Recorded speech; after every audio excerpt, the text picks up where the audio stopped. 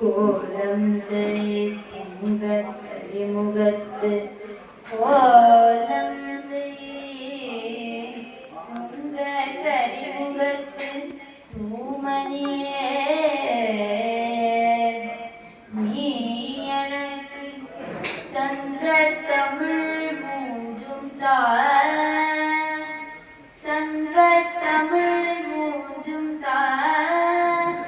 சங்க தமிழ்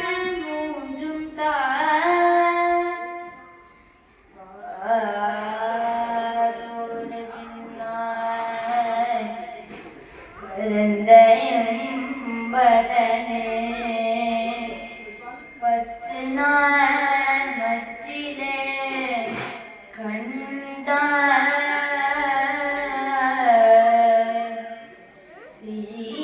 சீரோடு பொலிவாய் சிவபுரத்தரசே திருப்பெருந்துறையுரை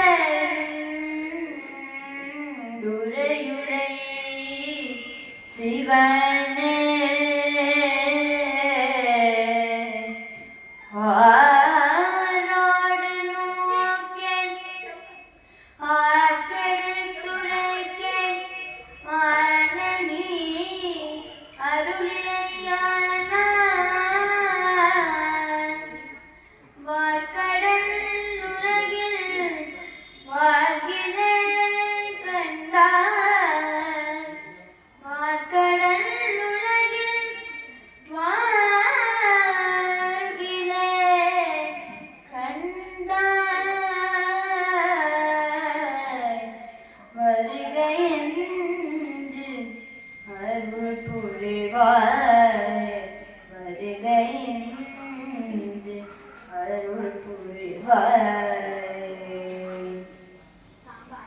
எங்கும் தெய்வீக மனம் வீசும் இந்த பொழுதுநிலை ஆன்றோர்கள் பெரியோர்கள் கல்வியாளர்கள் முன்னிலையில் எனது சகோதர சகோதரிகள் கூடிய இந்த அவையினிலே எல்லாம் வல்ல இறைவன் கருணையால் எனக்கு ஒரு நல்ல வாய்ப்பு வழங்கிய அனைவருக்கும் எனது நன்றி கலந்த பணிவான வணக்கத்தை தெரிவித்துக் கொள்கிறேன். இந்த சிறியவர்களுக்கு ஆண்டவன் அருளாலும் பெரியவர்கள் ஆசையாலும் இவ்விழா மேடையும் இந்நிகழ்ச்சியில் உரையாற்றுவதற்கு எனது எண்ணங்களை எனது கருத்துக்களை பரிமாறிக்கொள்வதற்கு கொடுக்கப்பட்டுள்ள தலைப்பு திருவாத ஊரர் திருத்தாள் போற்றி.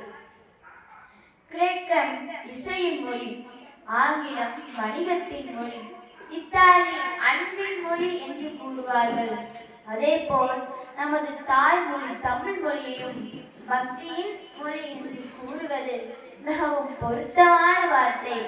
வேறு எந்த மொழியிலும் நமது தாய்மொழி தமிழ் மொழியில் இருக்கும் அளவுக்கு பக்தி இலக்கியங்கள் கிடையாது என்கின்றனர் பல மொழிகள் அறிந்த அறிஞர்கள். தேவாரம், திருவாசகம் போன்ற சைவ சமய நூல்களும் ஆழ்வார்கள் இயற்றிய 4000 திவ்ய பிரபந்தமும் தமிழ் மொழிக்கு கிடைத்த மாபெரும் இலக்கிய செல்வங்களாக போற்றலுக்குரிய அரிய பக்தி இலக்கிய பொக்கிஷங்களாக மக்களால் கொண்டாடப்பட்டது. இன்றும் மக்களால் கொண்டாடப்படுகிறது. திருஞான சம்பந்தர் இயற்றிய திருக்கடைக்காப்பு, அப்பர் இயற்றிய தேவாரம், சுந்தரர் இயற்றிய திருப்பாட்டு இவை மூன்றும் தேவாரம் என்னும் பொது பெயரில் குறிப்பிடப்படுகின்றன.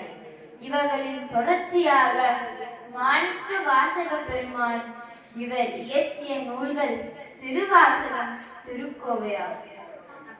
பல்லவர் காலத்திலும் அதன் பின்னரும் தோன்றிய சைவ சமய நூல்களின் தொகுப்பு 12 திருமுறைகள், மொத்தம் 12 திருமுறைகள். இதனை தொகுத்தவர் நம்பியாண்டார் நம்பி. 12 திருமுறைகளில் முதல் 7 திருமுறைகள் தேவாரம், 8வது திருமுறையாக மாணிக்க வாசக பெருமான் இயற்றிய திருவாசகம் வரிசைப்படுத்தப்பட்டுள்ளது. திருஞான சம்பந்தர், அப்பர், சுந்தரர், மாணிக்க வாசக பெருமான் இந்நால்வரும் இறைவன் சிவபெருமான் மீது மிகுந்த பக்தியை செலுத்தியவர்களாகவும் சைவ நெறியை உலகமெங்கும் அறிய செய்தவர்களாகவும் இருந்தமையால் சைவ சமய புரவர்கள் என்று போற்றப்பட்டனர். புத்த சமயம் மேலோங்கி இருந்த காலத்தில் சைவ சமயம் தலைத்தோங்க மதுரையில் இருந்து 25 கிலோமீட்டர் அருகிலுள்ள திருவாதூரில் மாணிக்க வாசக பெருமான் அவதரித்தார். எப்பொழுதெல்லாம் பூமியில் அதர்மம் தலை தூக்குகிறதோ, நல்லவர்கள் துன்பப்படுகிறார்களோ, அப்பொழுதெல்லாம் இறைவனே பூமியில் வந்து அவதரிக்கிறார். அதாவது மனித ரூபத்தில் அவதாரம் எடுத்து வருகிறார். அவதாரம் என்றால் இறங்கி வருதல் என்று பொருள். அவசியமான தக்க சமயம் வரும்போது இறைவன் அவதரித்து வருகிறார் என்ற செய்தியை பகவான் கிருஷ்ணரும் பகவத்கீதையில் யதா யதா ஹி தர்மஸ்ய கிளானி பவதி பாரதம் என்னும் ஸ்லோகத்தில் நமக்கு கூறியுள்ளார். மாணிக்க வாசக பெருமானும் அவதரித்தார் என்றே பெரியவர்கள் கூறுகிறார்கள். கடவுளின் உருவமாகவே மாணிக்க வாசக பெருமானை அடியார்கள் காண்கிறார்கள். மாணிக்க வாசக பெருமானுக்கு பெற்றோரிட்ட இயற்பெயர் வாதவூரர். ஊர் பெயரோடு திருவாதவூரர் என்றும் அழைக்கப்படுகிறார். சிறு வயதிலேயே மிகுந்த புலமை மிக்கவராக, அறிவுத்திறன் நிறைந்தவராக விளங்கினார். இவரது ஆற்றலை கேள்விப்பட்ட அப்போது ஆட்சி புரிந்த மன்னர் அரிமர்த்தன பாண்டியன் மாணிக்க வாசக பெருமானை தனது அரசவையில் முதல் மந்திரியாக அமர்த்தி கொண்டார். உலகில் யாரொருவர் சைவராக வாழ்கிறார்களோ அவர்கள் அனைவரும் அறிந்து வைத்துக் கொள்ளக்கூடிய, மறக்க முடியாத, எவ்வாறு வாழ்வாங்கு வாழ வேண்டும், எவ்வாறு இறையடி தொழ வேண்டும் என்று அனைவருக்கும் ஓங்கி உரைப்பவராக வாழ்ந்தவர் மாணிக்க வாசக பெருமான். பொற்பமைந்த அறவாரும் புரிசடையார் தமையல்லார், சொற்பதங்கள் வாய்த்திரவார், தொண்டு நெறி தலை நின்ற பெற்றியினில் மெய்யடிமை உடையாராம் பெரும் புலவர், மற்றவர் தம் பெருமையால் அறிந்துரைக்க வல்லார்கள் என்கிறார் சேக்கிழார் பெருமான். எல்லாம் வல்ல ஆண்டவன் சிவபெருமான் மீது புகழை பாடுவது அல்லால் வேறெதற்கும் சொற்பதங்கள் வாய்த்திரவாத தொண்டு நெறி உள்ளோரில் மாணிக்க வாசக பெருமான் முதன்மையானவர் என்கிறார் சேக்கிழார் பெருமான். நாம் கோவிலுக்கு செல்லும் போது இறைவன் நடராஜ மூர்த்தியை பார்த்துள்ளோம், தரிசித்துள்ளோம். நடராஜருடைய இடது பக்கத்தில் சிவகாமி அம்மாள் இருப்பார்கள். வலது பக்கத்தில் இருப்பவர் யார் என்றால் மாணிக்க வாசக பெருமான். 63 நாயன்மார்களும் இவர்கள் பின்னால்தான் வருவார்கள். இறை பக்தியால், இறை அருளால் முதல் மரியாதை இங்கு யாருக்கென்றால் மாணிக்க வாசக பெருமானு. திருவாசகத்தை ஆங்கிலத்தில் மொழிபெயர்த்த ஜீப்போ மாணிக்க வாசக பெருமானை பற்றி கூறுகிறார்.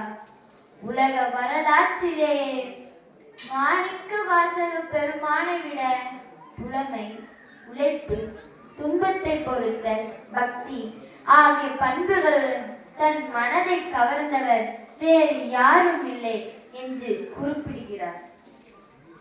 ஒத்தாரும் உயர்ந்தாரும் தாழ்ந்தாரும் எவரும் ஒருமையுடராகி உலகியல் நடத்த வேண்டும். அதாவது இன்று நாம் காணும் சோசியலிச சமுதாயத்திற்கு வித்திட்டவர் அருட்பெருஞ்சோதி அருட்பெருஞ்சோதி தனிப்பெரும் கருணை அருட்பெருஞ்சோதி. வடலூர் வள்ளல் பெருமான் அவர்கள். வள்ளல் பெருமானும் மாணிக்க வாசக பெருமான் மீது தீராத அன்பு கொண்டவர். திருவாசகத்தை நன்கு பயின்றவர். தனது திருவருப்பாவில் மாணிக்க வாசக பெருமானை பற்றி தனது உயர்வான கருத்துக்களை பாடல் மூலம் கூறியுள்ளார். கலந்த மாணிக்க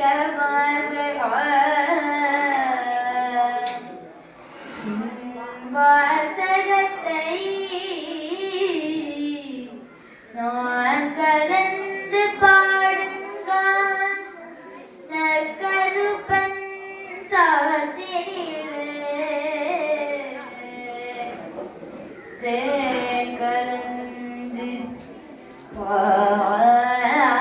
கலந்து செலுங்கனி தீண்டுவை கலந்து என் ஊன் கலந்து உயிர் கலந்து உவட்டாமல் இனிப்பதுவே உவட்டாமல் இனிப்பதுவே என்கிறார் வள்ளல் பெருமான்.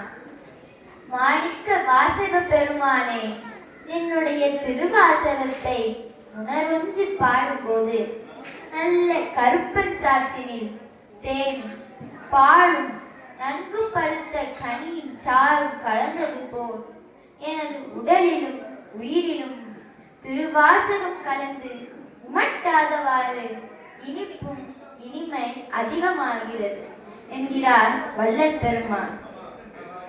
வாட்டமில்லா மாணிக்க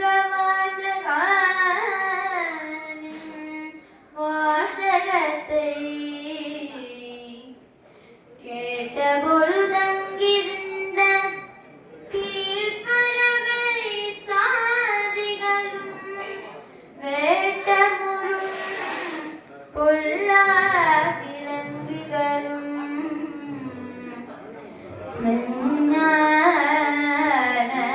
நாட்டமுறும் நெண்ணிலங்கு நானடைதல் வியப்பந்து என்கிறார் வள்ளல் பெருமான். திருவருள் நலம் குறையாத மாணிக்க வாசக பெருமானே, என்னுடைய திருவாசகத்தை போத கேட்டபோது அவ்விடத்தில் இருந்த பறவைகளும் பொல்லாத விலங்குகளும் மெஞ்ஞான நாட்டம் கொள்ளும் என்றால் அவற்றின் வேறாகிய நான் அந்த நாட்டமுடையவன் ஆவது வியப்பு தருவது ஆகாது என்கிறார் வள்ளல் பெருமான்.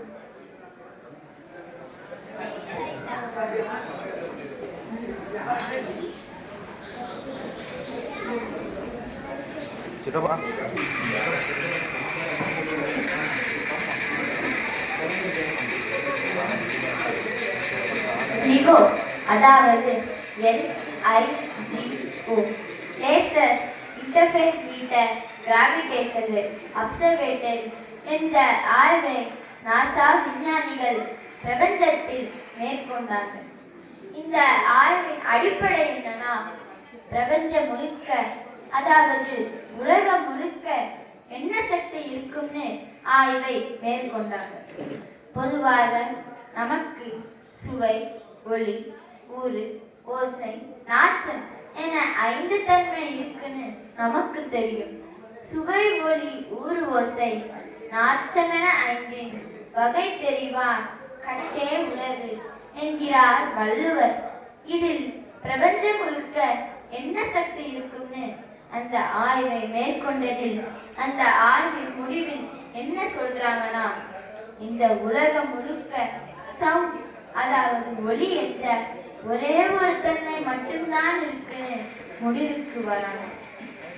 இந்த ஆய்வின் முடிவு உலகம் முழுக்க பரபரப்பாக பேசப்பட்டது.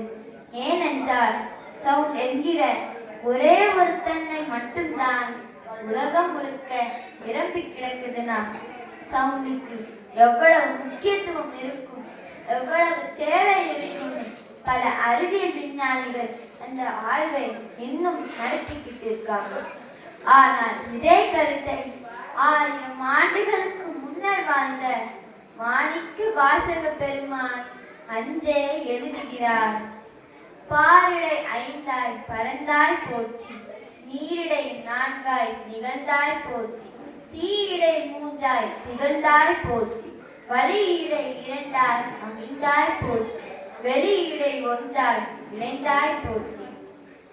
இறைவா, இந்நிலத்தில் 5 தன்மையாக இருக்கிறாய். சுவை, ஒளி, ஊறு, ஓசை, நாச்சம் என 5 தன்மையாக இருக்கிறாய். அதாவது பார்த்தல், கேட்டல், தொடுதல், முகர்தல், சுவைத்தல் என்று 5 தன்மையாக இருக்கிறார். நீரில் 4 தன்மையாக இருக்கிறார். பார்த்தல், கேட்டல், தொடுதல், சுவைத்தல். நெருப்பில் 3 தன்மையாக இருக்கிறார். பார்த்தல், கேட்டல், தொடுதல். காற்றில் 2 தன்மையாக இருக்கிறார். கேட்டல், உணர்தல். ஆனால் பிரபஞ்சம் என சொல்லப்படுகிற வெளியில் சவுண்ட், அதாவது ஒலி என்ற ஒரே ஒரு தன்மையோடு இருக்கிறார் என்று தனது பாடலில் முடிக்கிறார். இன்று நவீன டெக்னாலஜிஸ், சேட்டலைட், பல அறிவியல் விஞ்ஞானிகள் பல 100 பேர் சேர்ந்து கண்டுபிடித்ததை அன்று 1000 ஆண்டுகளுக்கு முன்னர் எந்த தொழில்நுட்பம் துணை இல்லாமல் ஆன்மீகமே அறிவியல் என்று எடுத்து காட்டியவர் மாணிக்க வாசக பெருமான். மாணிக்க வாசக பெருமான் இயற்றிய நூல்கள் 2: திருவாசகம், திருக்கோளார். சைவ சமய கடவுளான சிவபெருமான் மீது பாடப்பட்ட பாடல்களின் தொகுப்பு திருவாசகம். மாணிக்க வாசக பெருமான் என்னும் சிவபக்தனின் பாடல்களை இறைவனே வந்து எழுதி கொடுத்தது திருவாசகம். மாணிக்க வாசக பெருமானின் இடைவிடாத பக்தி இறைவனை அசைக்கவே அவரே வேதிய வேடத்தில் வந்து மாணிக்க வாசக பெருமானின் திருவாசகத்தை தனது இறை விரல்களால் எழுதி கொடுத்து திருவாத ஊரர் கூற திருச்சிற்றம்பலமுடையார் எழுதியது என்று கையெழுத்திட்டு மறைத்து விட்டார். அதன் பின்னர்தான் வந்து எழுதியவர் இறைவன் என்பதையே மாணிக்க வாசக பெருமான் உணர்ந்தார். திருவாசகத்தை படித்து உணர்ந்து நாம் அறிந்தோமானால் சிவபெருமானின் அருளை அடைய, சிவபெருமானின் அடியை அடைய அனைத்து விதமான வழிகளையும் மாணிக்க வாசக பெருமான் நமக்கு அதில் அருளியுள்ளார். இறந்ததற்கு பிறகு ஒருவருடைய ஆன்மா சாந்தி அடைய வேண்டும் என்றால் திருவாசகம் முத்தொழுதல் செய்ய வேண்டும் என்கிறார் பகவான் ரமணர். திருவாசகம் மொத்த தலைப்புகள் 51, மொத்த பாடல்கள் 658. முதல் தலைப்பு சிவபுராணம். திருவாசகம் மொத்த பாடல்கள் 658 என்ற குறிப்பு தகவல் சிவபுராணத்தில் உள்ளது. எப்படின்னா, நாம முதலில் எத்தனை வாழ்க இருக்குன்னு என்ன? நமச்சிவாய வாழ்க, நாதன் தாள் வாழ்க, இமை பொழுதும் என் நெஞ்சில் நீங்காதான் தாழ் வாழ்க, கோகலியாண்ட குருமனிதன் தாழ் வாழ்க,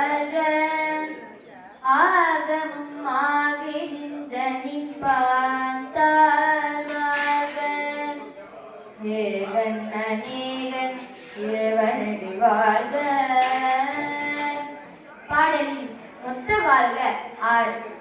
அடுத்தது வெல்க. வேகம் கெடுத்தாண்ட வேந்தனடி வெல்க. பிறப்பருக்கும் பிஞ்சகந்தன் மெய்கலல்கள் வெல்க. புறத்தார் குச்சேயோத்தன் பூங்கலல்கள் வெல்க. கருங்குவிவார் மகிழும் கோன்கலல்கள் வெல்க.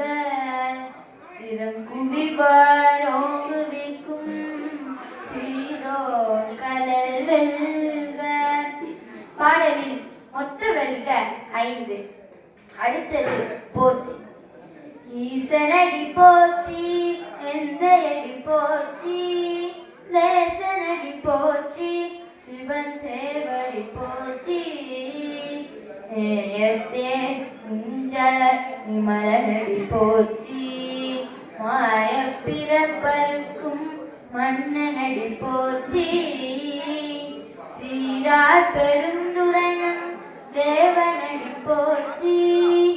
ஆராத இன்பம் அருள்மலை போற்றி.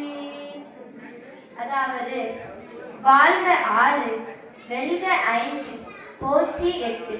சேர்த்து சொன்னா 6, 5, 8 மொத்தம் 658 பாடல்கள் திருவாசகத்தில் உள்ளது என்று சிவபுராணம் மூலம் மாணிக்க வாசக பெருமான் நமக்கு குறிப்பார் உணர்த்துகிறார்.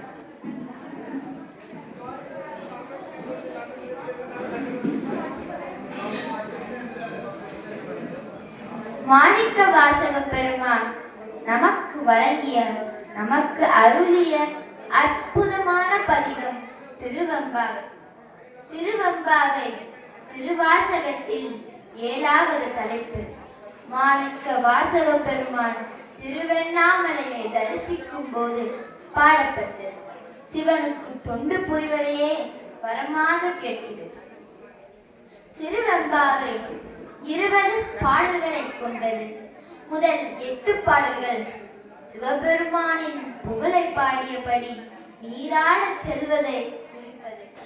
9வது பாடல் சிவபெருமானிடம் தங்கள் வேண்டுதலை தங்கள் கோரிக்கைகளை கூறுவது. திருவெம்பாவை பாடலுக்கு மிக சிறப்பான சொச்சுடர் எம்பாவை. 20 பாடல்களிலும் பாடல்களின் இறுதியில் இந்த தொடர்மொழி இந்த சொச்சுடர் வருவதால் திருவெம்பாவை என்ற பெயர் வரலாயிற்று. கன்னி பெண்கள் மார்கழி மாதத்தில் பாவை நோன்பின் ஒரு பகுதியாக இந்த பாடல்களை பாடுவதை வழக்கமாக மரபாக கொண்டுள்ளனர். பாவை நோன்பு என்பது தனக்கு ஏற்றாற்போல் ஒரு வாழ்க்கை துணையை அடையவும் மனதிற்கு ஏற்றாற்போல் ஒரு வாழ்க்கையை அமையவும் இறைவனை வேண்டி கன்னிப்பெண்கள் மேற்கொள்வது இந்த பாவை நோன்பு. பாவை நோன்பு மார்கழி மாதம் கடைபிடிக்கப்படுகிறது.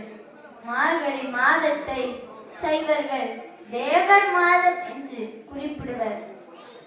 அதாவது கடவுளை வழிபடும் மாதமாக மார்கழி மாதத்தை சைவர்கள் கொண்டாடுவார்கள்.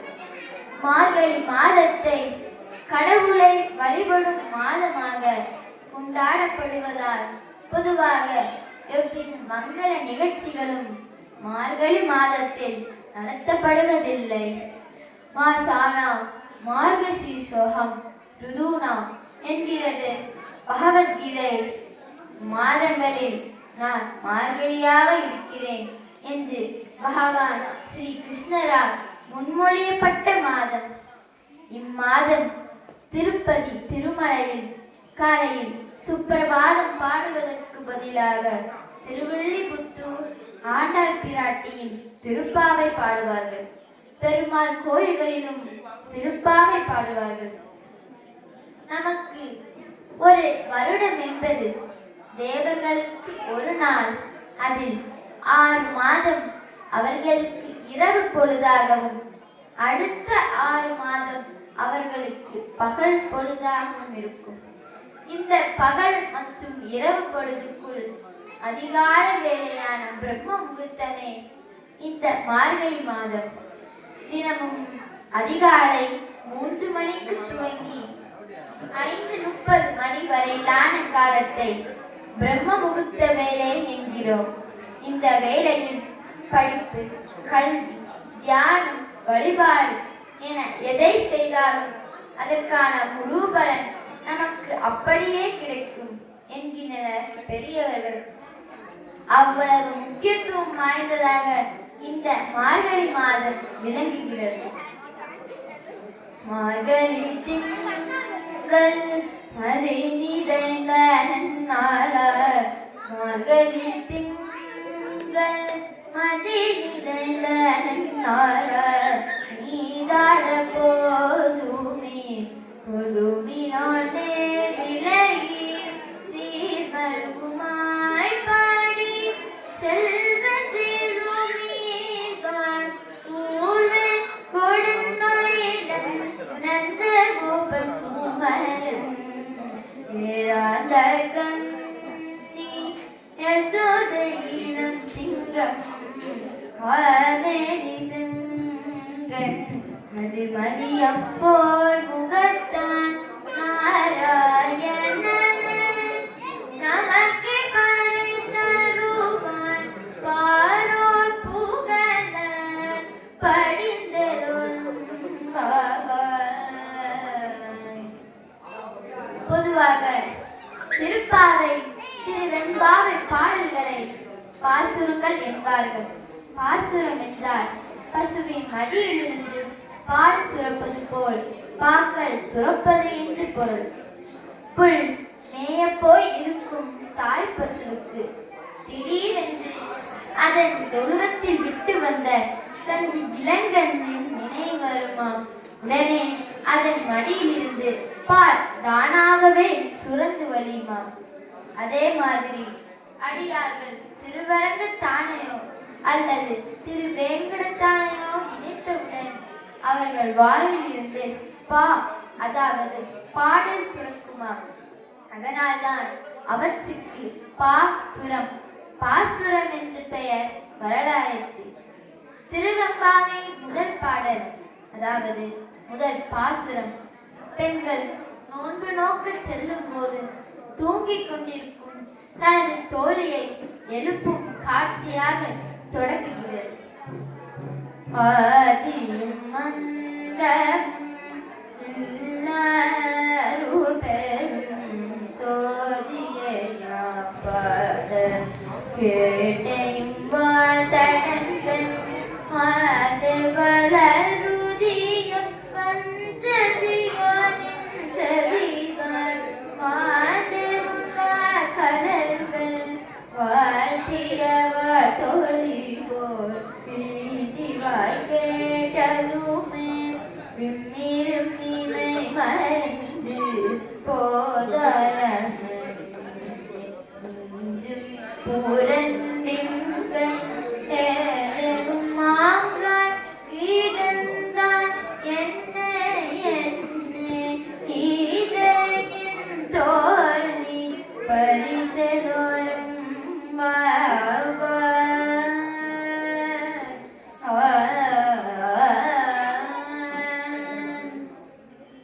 உலகில் நாம் காணும் எப்பொருளுக்கும் தொடக்கம் என்பதும் ஒன்றும் உண்டு, அதே போல் முடிவும் என்பதும் ஒன்றும் உண்டு.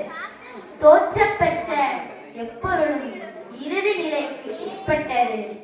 ஆனால் உலகில் உள்ள எண்ணற்ற கோடி உயிர்களை படைத்திருக்கும் இறைவனுக்கு தொடக்கமும் இல்லை, முடிவும் இல்லை.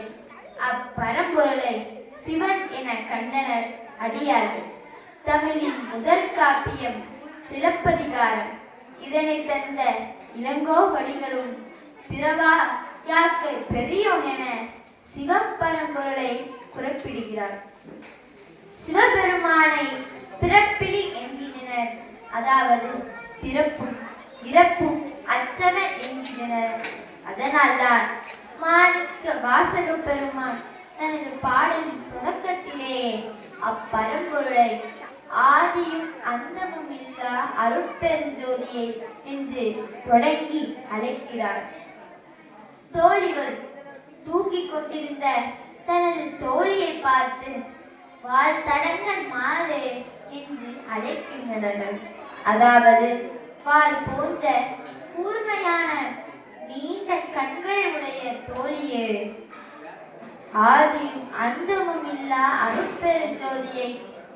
அருட்பெருஞ்சோதி என்றால் ஒளிவெள்ளமாய் பிரகாசிக்கும் சிவபெருமானை யாம் பாட கேட்டையும்.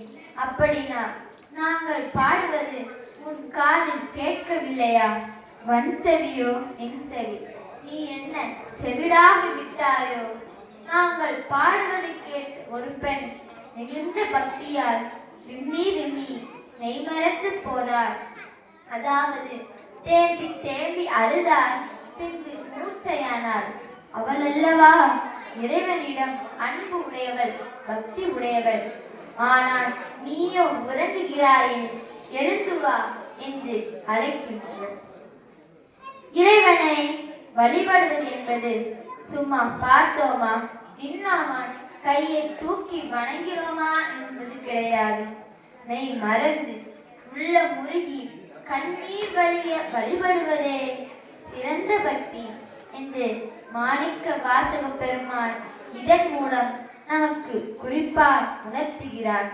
இதைத்தான் வள்ளலார் பெருமான் நினைந்து நினைந்து உணர்ந்து உணர்ந்து நெகிழ்ந்து நெகிழ்ந்து அன்பே நினைந்து நினைந்து ஊற்றன் கண்ணீரதனார் உடம்பு நனைந்து நனைந்து அருளமுதே அருளமுதே நன்னிதியே ஞான நடத்தரசே என்னுரிமை நாயகனே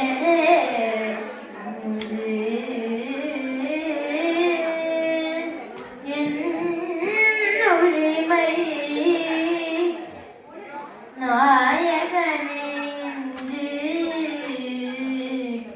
வளைந்து வளைந்து ஏத்தது நாமம்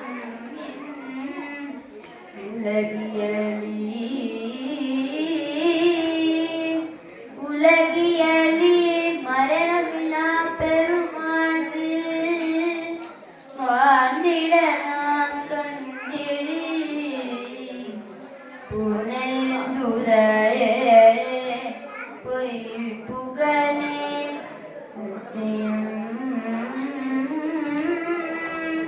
சத்தியம் சொல்கின்ற என்று திருவெறுப்பாவில் பதிவு செய்கிறார். திருவெம்பாவின் இரண்டாவது பாடல், அதாவது இரண்டாவது பாசுரம், தூங்கிக் கொண்டிருந்த தோழியும் அவளை எழுப்ப முயற்சிக்கும் தோழிகளும் தங்கள் கருத்துக்களை கூறுவதாக, எண்ணங்களை வெளிப்படுத்துவதாக காட்சியை வடிவமைத்துள்ளார் மாணிக்க வாசக பெருமான்.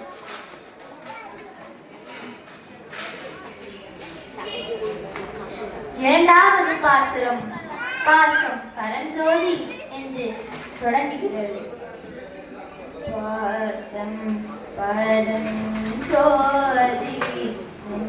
பாசம்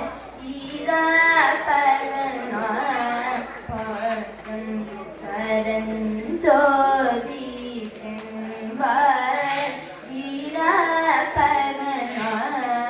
பேசும் போது எப்போது போதாரமணி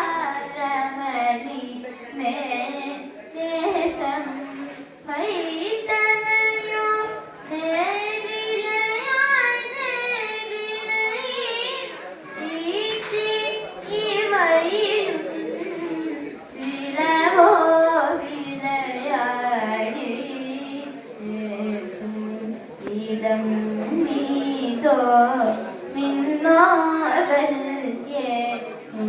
எனக்கு ஓசும் மலர்பாதம்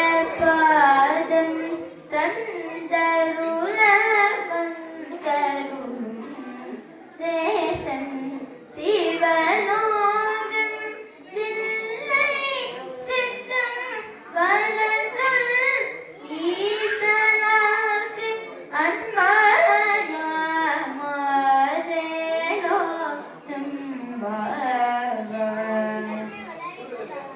இரவு பகலாக நாம் பேசிக்கொண்டிருக்கும் போது என்னுடைய பக்தி முழுவதும் ஜோதியே வடிவமான அண்ணாமலையார் மீது என்பார். ஆனால் இப்போது வரமறுத்து உறங்குகிறாயே, எழுந்து வா என்று அழைக்கின்றது. உடனே தூங்கிக் கொண்டிருந்த தோழி, சீச்சி, இவ்வயிர் சிலவோ விளையாடி ஏசும் இடம் இதோ என்று கேட்டார். அதாவது, சீச்சி, கேலி பேசாதீர்கள், நாம் விளையாடி ஏசிக்கொள்ளும் இடம் இதுவா என்று கேட்டார். அதற்கு தோழிகள், தேவலோகத்தில் சிலபவனி கிடையாது, தேவலோகத்தில் வசிக்கும் தேவர்கள் கூட சிவனை காண வேண்டும் என்றால் தவம் முதலான கடும் பயிற்சிகளை செய்ய வேண்டும். ஆனால் நம்மூரில் ஆண்டுதோறும் திருவிழா நடக்கிறது. சுவாமி வீட்டு வாசலில் பவனி வருகிறார். இவ்வளவு அருகில் இறைவன் இருந்தும் பார்க்க மறுத்தால் எப்படி என்று தனது தோழியை பார்த்து கேட்டார்கள். தேர் என்பது நடமாடும் கோயில் என்கிறார் காஞ்சி மகா பெரியவர். ஆலயத்திற்கு சென்று இறைவனை தரிசிக்க முடியாதவர்கள் கூட தேர் திருவிழா அன்று இறைவனை கண்ணார கண்டு களிக்க முடியும். கோயில் என்பது வெறும் வழிபாட்டு தலம் மட்டுமல்ல, அது மனவளத்தை அதிகரிக்கும் இடம். கோயிலில் எப்போதும் தெய்வீக சக்திகள் வழிபட்டு கொண்டிருக்கும். தீய சக்திகள் அனைத்தும் பறந்தோடி விடும். கோயில்களில் விழாவின் போது நடக்கும் நிகழ்ச்சிகளில் அனைவரும் ஒன்று சேர்வார்கள். இங்கு பேதங்கள் கிடையாது. பாடுற பொண்ணு எந்த சாதியும் யாரும் கேட்பதில்லை. ஆடுற பொண்ணு எந்த மதமும் யாரும் பார்ப்பதில்லை. அனைவரும் ஒன்று என்ற எண்ணத்தோடு நூற்றுக்கணக்கானோர் சேரும் போது மனித சக்தி பொங்கத் தொடங்குகிறது. அவன் அருளாலை அவன் தாள் வணங்கி என்றபடி கடவுள் அருளை வேண்டி நிற்கும் போது பிரார்த்தனையின் சக்தி மகத்தானதாக மாறுகிறது. வாருங்கள், அனைவரும் ஒன்று கூடி இறைவனை பிரார்த்திப்போம், இறையருள் பெறுவோம். பூலியர்கோன் வெப்பு பொழித்த புகழியர்கோன் கடல் போற்றி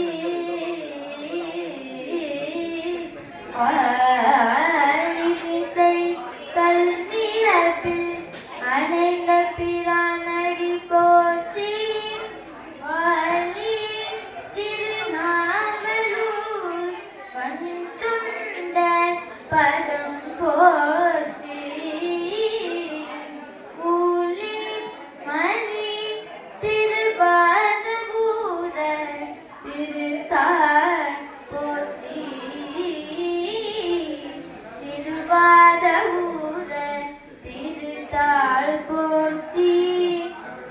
உலகம் சிறக்க தன் பக்தியால் தன் அன்பினால் இறைவனை சிக்கன பிடித்த திருவாதவூரில் பிறந்து திருவாதவூரர் என்று அழைக்கப்படும் மாணிக்க வாசக பெருமானின் திருவடிகளை போற்றுவோம், வணங்குவோம்.